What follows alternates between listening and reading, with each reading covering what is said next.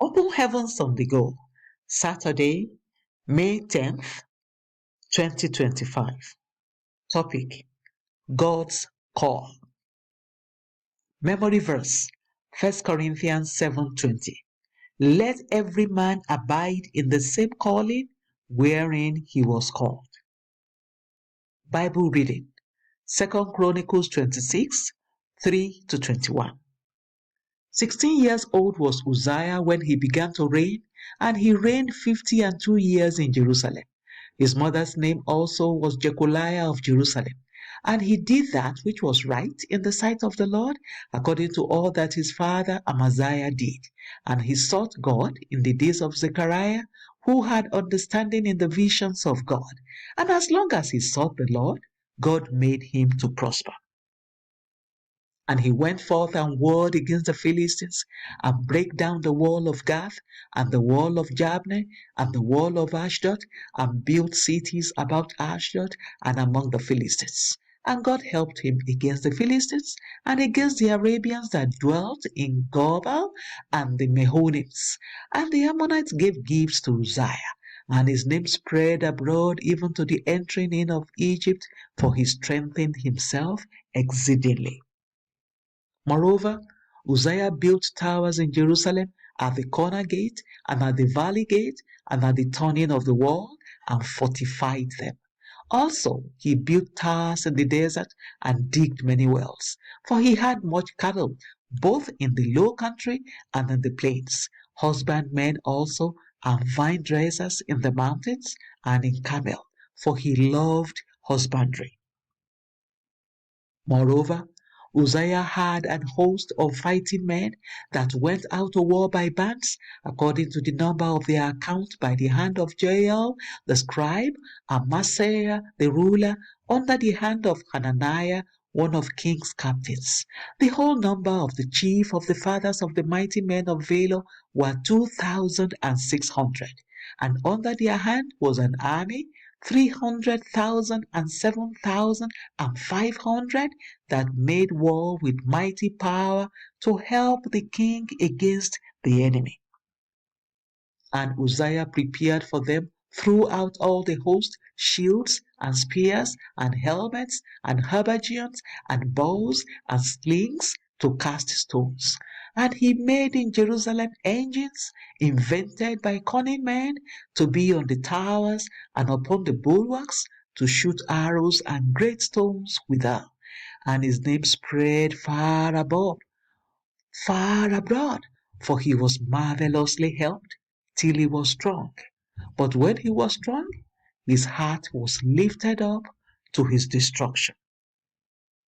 For he transgressed against the Lord his God, and went into the temple of the Lord to burn incense upon the altar of incense.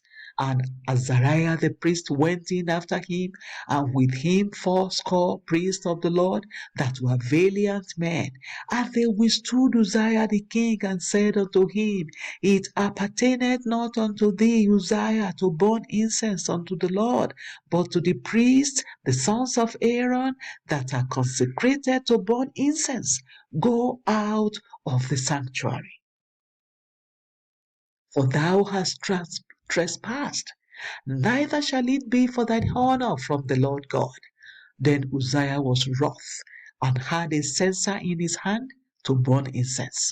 And while he was wroth with the priest, the leprosy even rose up in his forehead before the priests in the house of the Lord from beside the incense altar. And Azariah the chief priest and all the priests looked upon him, and behold, he was leprous in his forehead, and they thrust him out from thence. Yea, himself hasted also to go out, because the Lord had smitten him. And Uzziah the king was a leper unto the day of his death, and dwelt in a several house, being a leper, for he was cut off from the house of the Lord.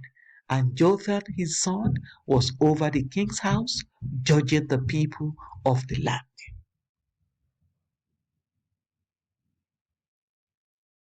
The message.